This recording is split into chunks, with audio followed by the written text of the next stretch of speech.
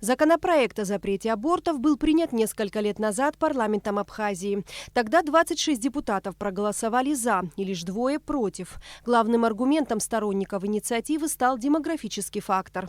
В 2016 году закон подписал президент Абхазии. Затем он был внесен в Конституцию республики. Закон предусматривает уголовную ответственность за искусственное прерывание беременности. Исключение составляют лишь случаи внутриутробной гибели ребенка.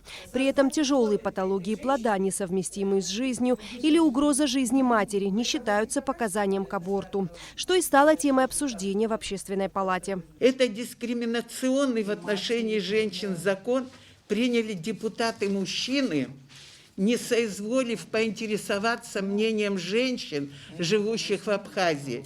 При этом они проигнорировали мнение врачей, которые настаивали на разрешении прерывания беременности по медицинским показаниям. Прошло почти 5 лет после принятия этого глубокомысленного решения. И что же?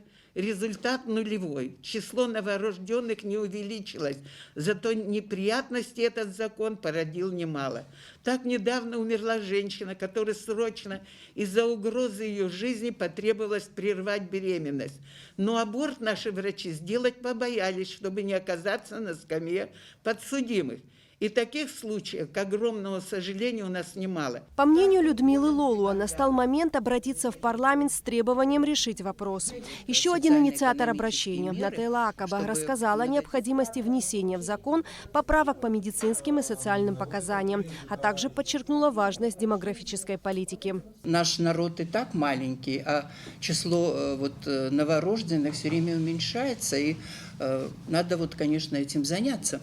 И поэтому я думаю, что очень важно разработать демографическую политику в Абхазии и принять такие социально-экономические меры, чтобы многодетные семьи получали от государства очень серьезную поддержку. То, что в России принято, материнский капитал, вы же все знаете, там когда рождается 2-й ребенок, 3-й, 4-й, все время государство платит этой семье какие-то такие, может, не очень такие шикарные, но приличные деньги.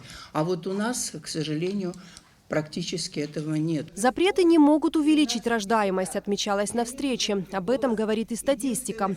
По данным Минздрава Абхазии, с января по сентябрь 2021 года в республике родилось 1000 детей. За аналогичный период 2020 года родилось 1113 детей. То есть фактически этот закон не увеличил рождаемость, понимаете?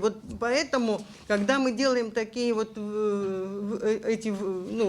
выводы, то опять же этот вопрос становится на повестку дня. На встрече присутствовали представители медицинского сообщества Абхазии. В своей практике врачам приходится сталкиваться со случаями, когда беременность угрожает жизни женщины. У нас были, к сожалению, несколько печальных случаев, когда было отказано, и женщины погибали.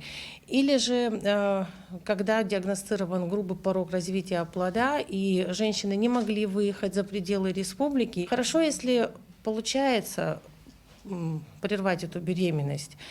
А если нет, и женщина вынашивает 9 месяцев, и потом появляется на свет больной ребенок или же нежизнеспособный, и он потом погибает. По словам врача Азамата Хибба, закон о запрете абортов инициирован движением пролайферов. По данным Википедии, пролайф означает общественное движение, нацеленное на запрет или ограничение абортов. Из этого изначально было понятно, что толку никакого не будет, ни рождаемости, ни каких-то вещей, которые были нужны, ничего с этого не будет. Мы через 5 или 6 лет к этому-то и пришли. Этот закон надо будет отзывать вместе с этими депутатами. Вот и все. Конечно, когда анализы проводятся, звуковое исследование и прочее, все, если видно, что патологии, все это, это трагедия.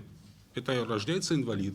А причем это пролайферы, они когда касается речь уже о помощи детям-инвалидам, о реабилитации, вот их как бы вот сдувает. Согласно мировой медицинской практике, в критических ситуациях врачи в первую очередь борются за жизнь матери. Если закон об аборте так или иначе может привести к материнской смерти, это ЧП республиканского масштаба, заявил врач Баталкация. Если мы сами своими руками сделали так, что возникает ЧП республиканского масштаба, а мы можем просто молча смотреть и как бы сочувствовать потом родственникам, это неправильно. Вот, поэтому медицинские показания должны быть. Нельзя, чтобы ситуация, которая сейчас сложилась, привела к материнской смертности, либо к суицидальным попыткам. О необходимости внесения поправок к закону высказалась и омбудсмен Асида Шакрыл. Она подчеркнула важность социального фактора. Семьи, где много детей, есть... Мы все наблюдаем за тем, что эти дети, семьи, в принципе, они как бы брошены. Очень много работают всякие благотворительные организации, которые помогают этим семьям. Но там часто, мы же люди, там вопрос не только в том, чтобы это в первую очередь накормить семью, это самое важное, но воспитать надо, дать образование, дать... Этого всего нет в этих семьях. Члены Общественной палаты решили продолжить обсуждение темы и в следующий раз пригласить депутатов парламента. Эсма Гуланзе, Михаил Братухин, Абхазское телевидение.